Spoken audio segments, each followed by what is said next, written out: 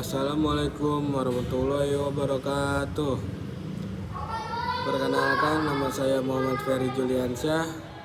Saya dari Prodi PJKR, yaitu melanjutkan pembahasan ilmu faal yang berjudul ergosistema atau sistem gerak. Ergo adalah kerja, sistema adalah kumpulan dari jaringan yang berinteraksi. Jadi, ergosistema adalah sekumpulan struktur anatomis yang secara bersama-sama menjadi satu kesatuan fungsional atau fisiologis yang aktif pada waktu bekerja atau berolahraga. Dalam menjalankan tugasnya, fungsi ergosistema itu secara fisiologis dikelompokkan menjadi 3 kelompok. Yang pertama, ergosistema primer. Yang kedua, ergosistema sekunder. Yang ketiga, ergosistema tersier. Yang pertama, ergosistema primer, yaitu sistem kerja. Anatomisnya adalah sistem skelet atau sistem kerangka. Fungsi dasarnya adalah pergerakan persendian. Kualitasnya luas pergerakan. Yang kedua, sistem muskular, yaitu fungsi dasarnya adalah kontraksi otot. Kualitasnya kekuatan dan daya tahan otot. Yang ketiga, sistem nervorum, yaitu sistem saraf. Fungsi dasarnya penghantar rangsangan. Kualitasnya koordinasi fungsi.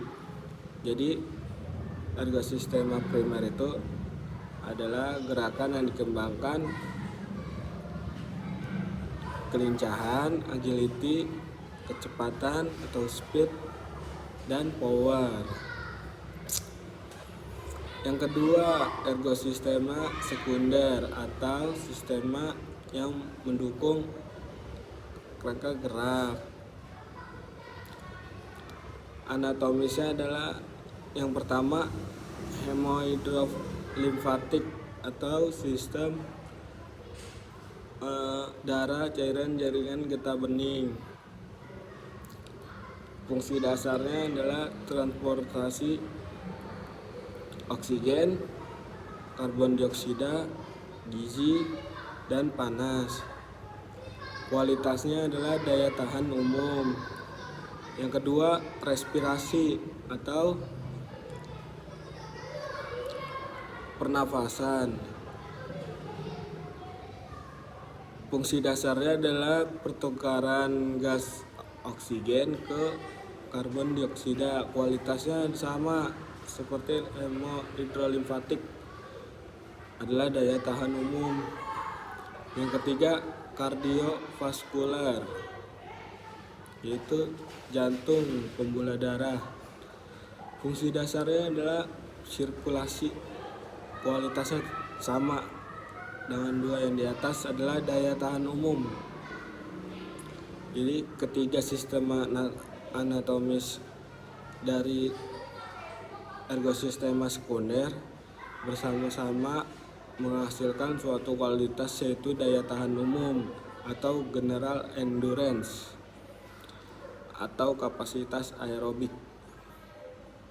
Yang ketiga, ergosistema tersier atau yang disebut perangkat pemulih atau pemelihara. Yang pertama ada sistem digestivus, yaitu pencernaan, yaitu fungsinya adalah dominan saat istirahat. Yang kedua, sistem ekskresi, itu pembuangan, dominan saat istirahat. Yang ketiga, sistem reproduksi atau pemulih generasi, sama juga dominan saat istirahat. Yang keempat, sistem endokrin. Sistem endokrin yaitu hormon Hormon yang berperan pada saat istirahat dan saat gerak. Berfungsi juga sebagai regulator internal yang bersifat humoral atau melalui cairan jaringan. Yang kelima, sistem sensoris. Sistem sensoris adalah alat pengindra ya. Berperan pada saat istirahat dan saat gerak. Berfungsi sebagai komunikator eksternal maupun internal. Yang terakhir, sistem regulasi atau termoregulasi, yaitu tata suhu tubuh. Berperan pada saat istirahat dan saat gerak. Berfungsi menata suhu tubuh. Jadi ergosistem adalah sistem gerak pada manusia. Kelainannya adalah gangguan pada tulang, otot, dan persendian. Sistem gerak pada manusia terdiri dari rangka tubuh. Yang pertama rangka tubuh, yang kedua otot. Rangka tubuh dan otot sama-sama menggerakkan. Rangka tubuh terdiri dari dua, yaitu yang pertama tulang, yang kedua sendi. Otot, tulang, dan sendi merupakan komponen penting dari sistem muskuloskeletal manusia yang bekerja sama untuk memberikan struktur, dukungan, dan pergerakan tubuh.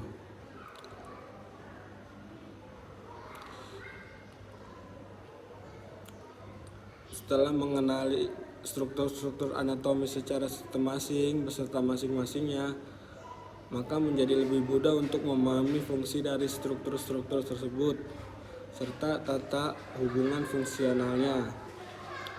Fungsi jasmani yang terdiri dari berbagai macam sistema itu ialah untuk bergerak, mempertahankan hidup, bekerja, mendapatkan kepuasan hidup lahir dan batin. Oleh karena itu, jasmani dapat disebut sebagai satu sistema untuk kerja sama dengan SK atau ergosistema sama dengan S, atau yang disebut ergo sama dengan kerja. Jadi sistem gerak pada manusia yang terdiri ada otot, tulang, dan sendi. Rangka tubuhnya ada dua ya, tulang dan sendi. Yang pertama ini sistem gerak pada manusia ini otot. Yang pertama adalah jaringan tubuh yang bertanggung jawab atas pergerakan tubuh. Otot terdiri dari serat-serat otot yang mampu berkontraksi dan mengendur. Ini memungkinkan tubuh untuk melakukan berbagai gerakan, mulai dari sangat kecil seperti mengedipkan mata hingga pergerakan besar seperti berlari. Ada 3 jenis utama otot dalam tubuh manusia. Yang pertama, otot rangka atau skeletal muscle. Yang kedua, otot polos atau smooth muscle. Yang ketiga, otot jantung atau cardiac muscle. Yang pertama, otot rangka. Otot-otot ini melekat pada tulang dan berfungsi untuk menghasilkan gerakan tubuh yang disadari. Yang kedua, otot polos atau smooth muscle. Otot-otot ini ada dalam organ-organ internal seperti lambung dan usus dan mengendalikan fungsi organ-organ tersebut. 3. Otot jantung. Otot ini khusus ada di jantung dan memastikan jantung memompa darah ke seluruh tubuh. Yang kedua, rangka tubuh. Tulang. Kerangka keras dalam tubuh manusia yang memberikan struktur dan perlindungan bagi organ-organ vital. Manusia memiliki sekitar 206 tulang yang berbeda dalam tubuh. Fungsi utama tulang meliputi Dukungan adalah tulang memberikan kerangka yang mendukung tubuh dan memungkinkan kita untuk berdiri tegak. Pelindungnya adalah beberapa tulang seperti tengkorak melindungi otak, sedangkan tulang rusuk melindungi organ-organ seperti jantung dan paru. Yang ketiga, pergerakan tulang, otot-otot melekat pada tulang, dan ketika otot berkontraksi, mereka menggerakkan tulang sehingga memungkinkan pergerakan tubuh. Yang terakhir, hematopoiesis. Beberapa tulang seperti tulang belakang memproduksi sel-sel darah seperti sel darah merah dan putih. Sendi, tempat pertemuan antara dua atau lebih tulang pada tubuh manusia. Sendi memungkinkan gerakan tubuh dan memberikan fleksibilitas. Ada beberapa jenis sendi yang berbeda, termasuk sendi berputar, sendi geser, dan sendi engsel. Masing-masing memungkinkan jenis gerakan yang berbeda. Beberapa sendi penting dalam tubuh manusia meliputi